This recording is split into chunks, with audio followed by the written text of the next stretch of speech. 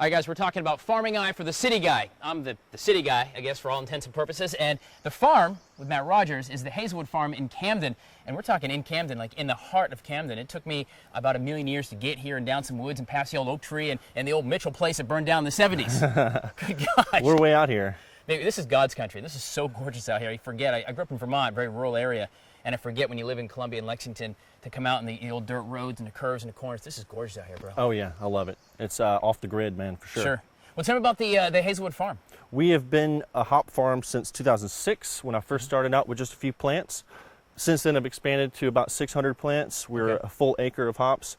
We supply hops to local breweries around town. So we're just a niche market type hop farm. We're not really trying to be a big production hop farm. Sure. Well, let's talk about hops, because I said a few minutes ago grain, and hops really isn't a grain then. Tell me really what hops are. Hops are a vine. It's an herbaceous vine, and they create these little cones. So these are hops. Hops. Come take a look at this. Come on down and take a look at this. Hops are a perennial rhizome. They grow up as vines, and they grow up about 18, 20 feet tall, and they grow on these trellises.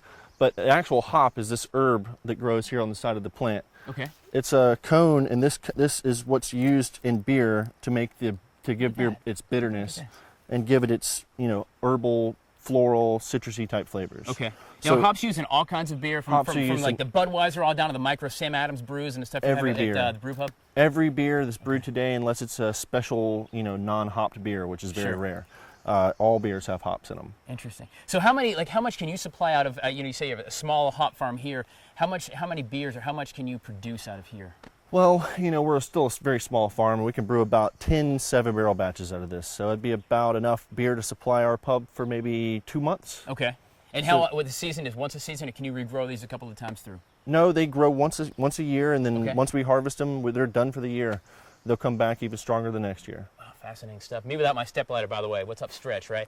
So this morning, guys, here on Farming Eye for the City Guy, we're going to talk about hops, the actual production, how they actually go from here into the beer, and also the other uses for hops, because some other good stuff as well. A lot of money into this microbrew world. Here we live in the United States, so it really represents a big footprint of microbrews and agriculture here in South Carolina for sure. Here as the Hazelwood Farm in Camden. It's the Farming Eye for the City Guy, guys. We're going to come back from Camden here in just a little bit. Take a look at the river. You want to say we're out here? Look at that. That's watery.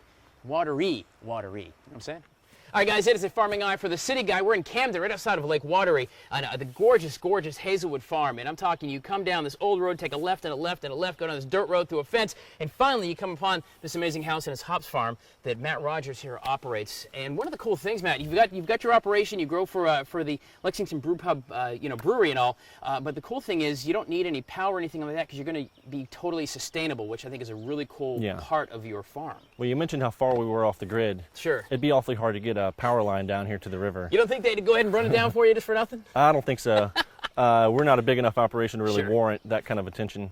So how do you get the power out here for what you need to run your water and sprinklers and everything? We've got our old used solar panels here. These things have done good for us over the years, and they're letting us water the plants. So you're taking the solar power, and that's going to run the pumps that run the water then? That's right. Are you pulling the water out of the river? No, we have a small well here. Okay. Yeah, and we irrigate the plants on an automatic timer, so I don't even have to be here to water them. They go off every day. Oh, that's it goes off at 5 o'clock in the morning. We don't really need it right now with all the rain we've been getting, but it is helpful, and hops need a lot of water. Tell me about the process, and when does your season start? How do you actually grow, put the seeds in the ground, if that's how you do it? They start as roots, actually. They're cuttings off of other plants, original plants. I got this from an organic farm in Colorado, a good friend of mine at Rising Sun. You plant the roots in the ground, and then they come back every year, and once they establish a root stock, it just gets better and better every year. Sure. And they can grow up to be 50 years old. Wow. Yeah. Now, so these vines, so you run the poles up. You've got, obviously, you can run down the thing. You run the ropes up, and the vines will find their way up to stabilize the rope itself. That's right. Okay. They grow up and make this big, beautiful hedge you see here. The poles are cedar that came off the property, so it's all organic. So everything, you didn't buy anything Lowe's down here. I mean, no you way. Got basically everything that you've got here from the property right back into the ground. And that's absolutely. That's farming 101, bro. Yeah. That's farming 101. Well, cedar lasts forever. My grandpa used to have grapevines with cedar poles. That, they're still around. So when is it going to be harvest time then for you in these hops? About end of June to the middle of September. Our season here is a little bit different than most other hop farmers. So we harvest them when they're ready, hand pick everything, and we pick the hops right when they're ready, and then we take them right to the pub and brew with them, hopefully that day. So how long will it take you? Do you like a row at a time, or you harvest all at once, or you kind of go as it goes through Go the season? as it goes. You know, I just pick them as they're ready. I look and watch them and squeeze them and smell them, you know, and find out exactly when Do they they're have any ripe. flavor, like any beer flavor, if you eat them raw? Yeah. Well, you can't really eat them. They're very bitter, so Okay. it wouldn't be a very palatable flavor. Just kind of maybe touch your tongue a little bit. And You can make just that, smell them. You it's can like take Sour them and rub Patch them in Kid your kind of hands. thing. Yeah. We'll do that here in a couple of minutes as Yeah. well. Well, we're talking hops, and we're going to talk about the process, how it comes from the garden, from the solar panels, really, to the garden, and actually into our bellies in a brew pub, and the other uses for hops as well, as we are learning about farming for this city guy, from the guys who do it here. And I'm talking 100% off the grid, organically, and I love that about it. It makes it very special. Hazelwood Farm here in Camden on Good Day, Columbia. Stick around. We're talking hops. Hi guys, welcome back, and we're here celebrating farming and agriculture in South Carolina, the Farming Eye for the City Guy series in Camden at the Hazelwood Farm Hops Farm, Matt Rodgers, and we're talking hops, not the bunny rabbits kind. We're talking hops that actually go into beer and beer production and microbrews and things like that. It's such a huge industry, not only in South Carolina, but nationally for sure, and it's an art. You guys are artisans really making beer. Tell me about that process a little bit. I mean, it starts right here really with your hops. Oh yeah, hops are an integral part of making beer.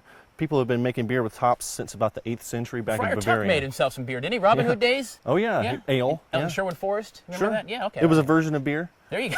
All right, so these are actual hops. We just actually literally just pick these things right off the vines here.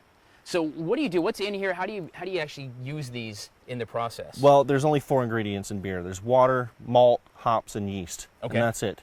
There's no chemicals, no Anheuser-Busch is unnatural going, come ingredients. on, that's our secret.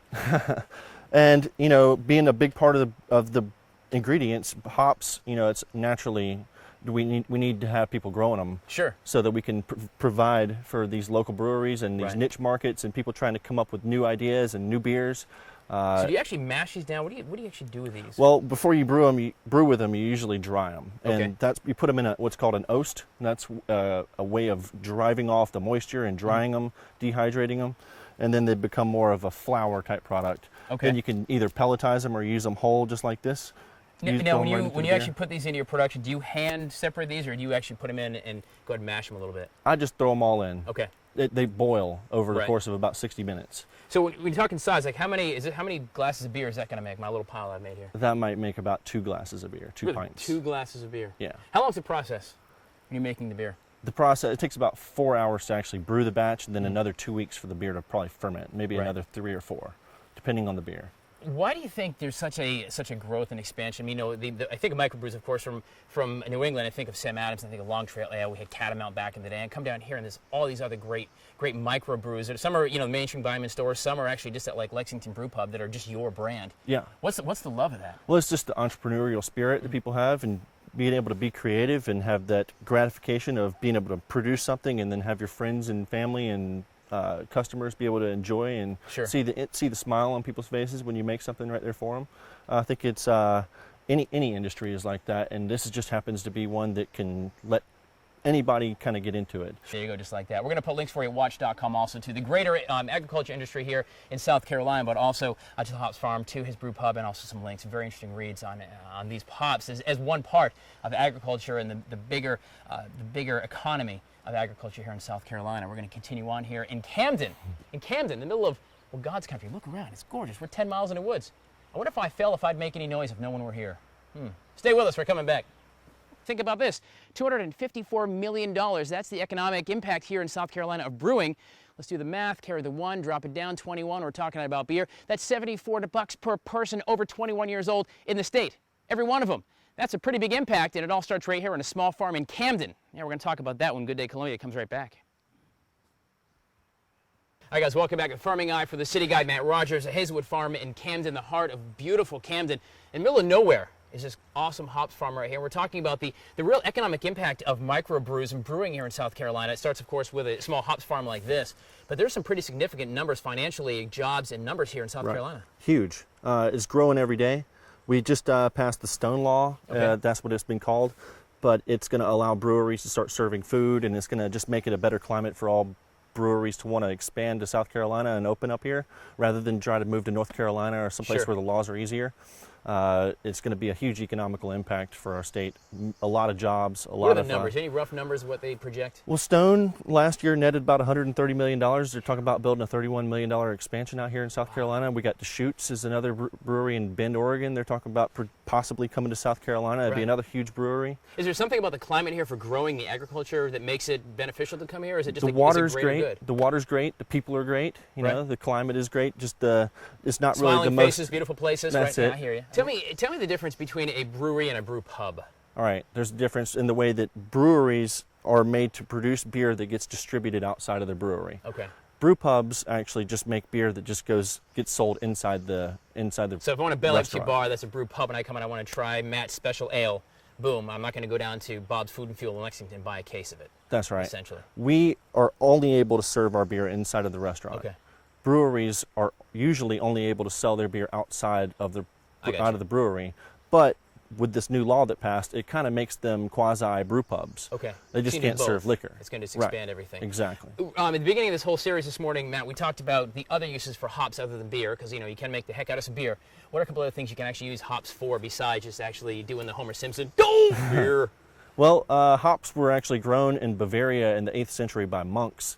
For about 6 centuries before they were ever used in beer. They were used for their medicinal purposes. Okay. They have sedative properties. They have calming effects. They're great for nursing mothers. They're great for just a sleep aid. Sure. It just has a great kind of calming effect, and people use them in tinctures to, for holistic medicine. Right. Hop tea. Yeah, that's a funny thing. We talk about, the farmers who, made you cotton, made you strawberries, made you hops. There's so many other uses than just the, hops going to beer. There's so many other cool things you can learn as well from you guys who are out here working the land. It's just a really cool thing to be able to sit and learn and talk. It's a passion. It has to be a passion. It is. For I sure. love it. Matt Rodgers, Hazelwood Farm, out here in Camden, and the Old Mill Brew Pub in Lexington. Here, thank you so much for sharing your farm with us this morning. This is a cool operation. Remember, this is totally off the grid. He's got the solar panels down there. He grows these himself, for his brew pub in Lexington. It's just such a cool circle of life, as we always say here on Farming Eye for the City Guys. So I appreciate the little trip. Hopefully, I'll be able to get my way back out of here, back in the city. Oh yeah, we'll lead you out of here. We'll see. Stay with us. We're coming back. All right, guys, welcome back to Good Day Columbia. We're in Camden, South Carolina here at the Hazelwood Farm. We are deep in the woods at this fantastic farm, off-the-grid farm. Been learning from Matt Rodgers about his hops production field here, and you can see some of the hops are actually still growing here on the vine. The great thing about this place is it is off the grid, and his little production down here is run by solar power, and it's using the well water and collection.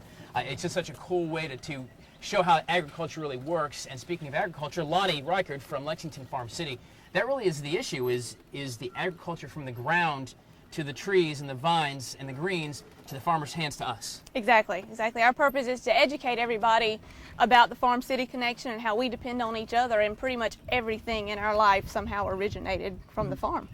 You know what, it's interesting about this here, we've talked to some of the bigger farmers who do a lot of collards, and they're multi-million-dollar industries and strawberry production, all these big things. But it also has a big impact, a small little farm in Camden that does hops for one local, the Old Mill Brew Pub. Yeah, agriculture and agribusiness is a huge economic impact in the state of South Carolina, but it takes all types of agriculture. Conventional, huge farms, like you mentioned, small organic farms. It takes all of us, to really keep this economic engine going. And how important really is it that, Matt's got this farm here that goes and feeds that one spot? How important is this one little plot of land in Camden to the greater engine, as you call it, of agriculture? And I think it goes way beyond South Carolina and the Midlands, certainly. But it's huge. The impact is phenomenal. It's just phenomenal. It's unlimited. And the one good thing about Matt, he's growing here on small scale hops. He goes back to his brew pub. He brews the beer. He connects with the customers. It's the connection, that we're striving. And somebody like Matt or like Mike Keyser with the strawberries who has that interaction, that's just a very, very great asset. And I guess it does demonstrate the whole mission of Lexington Farm-City, if that's what you want to do, is educate, from the ground, from the greens to the bellies, to the store, Publix, or the food store, wherever you're going to be, the chef store, that connection. You're right, it does start with on the localist of levels, and Matt shaking the hand of one customer from the beer that he grew, from the hops that he grew in Camden. I think that really does tell the story, because this guy maybe not have a clue where hops come from. He's drank, the canned beer his whole life and goes, my God, this tastes pretty good. Right. And so many people these days, they want to know where their food comes from. They like local, and we're trying to introduce everybody to their farmers. Just like that. Yeah. Guys, we're going to put some links at watch.com for you for not only Lexington Farm-City, but also the Old Mill Brew Pub, and also some interesting facts about hops and brewing as well as agriculture. Humongous business, not only here in South Carolina, multi-billion-dollar, but across the country. Certainly it is the farmers who are out here tilling the land. It doesn't matter what day of the week it is. It doesn't matter what day it is. It could be, the blowing snow, the heat here in South Carolina in August. It happens, and it's all so we have the greater good of something we can eat and sustain us, to live. So we appreciate all the efforts in the circle of life, as we call it here on the Farming Eye for the City Guy. Links448watch.com, guys. We're going to wrap it up here from Camden. Stay with us.